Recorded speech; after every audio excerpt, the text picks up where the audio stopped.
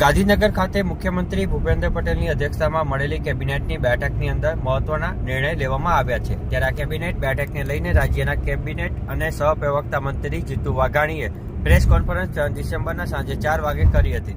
તેઓએ જણાવ્યું છે કે મુખ્યમંત્રીએ રાજ્યની તમામ સરકારી શાળાઓમાં ટોયલેટ બ્લોકનું ઝુંબેશ સ્વરૂપે વ્યાપક મરામત અને સાફ સફાઈ હાથ ધરવા માટે આદેશ કર્યા છે। મુખ્યમંત્રીએ રાજ્યભરની તમામ શાળા ટોયલેટ બ્લોકની સઘન તપાસ કરીને જ્યાં પણ જરૂરિયાત જણાય ત્યાં ખાસ ઝુંબેશના ભાગરૂપે સેનિટેશન અને ડ્રેનેજ પાણીની સુવિધાઓ સુનિશ્ચિત કરવા ઉપરાંત તાત્કાલિક ધોરણે મરામતની કામગીરી હાથ ધરવા માટે પણ સૂચના આપી હોવાનું પણ તેઓએ જણાવ્યું છે। મુખ્યમંત્રી ભૂપેન્દ્રભાઈના અધ્યક્ષ સ્થાને મળેલી મંત્રીમંડળની બેઠકમાં ખાસ મુખ્યમંત્રીશ્રીએ નિર્ણયો કર્યા છે,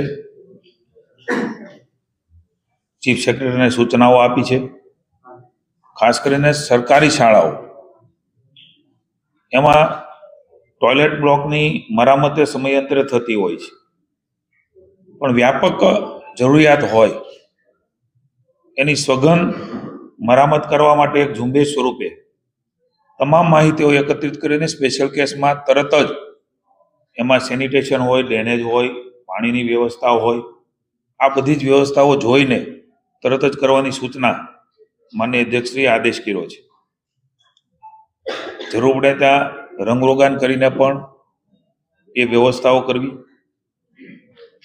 આપણે સૌ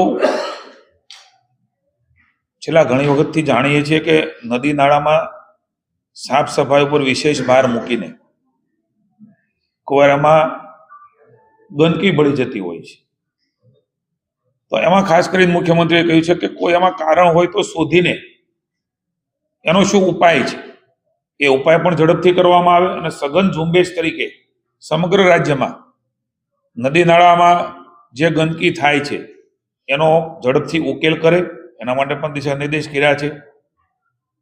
એ જ રીતે હવા પ્રદૂષણ ઘટાડવા માટે થઈને અત્યારથી જ એલર્ટ થઈને આવનારા સમયની અંદર પરિસ્થિતિઓ નિર્માણ ન થાય એમના માટે એક એક્શન પ્લાન તૈયાર કરવો। રોડ એન્ડ બિલ્ડિંગ વિભાગ હોય, પર્યાવરણ હોય,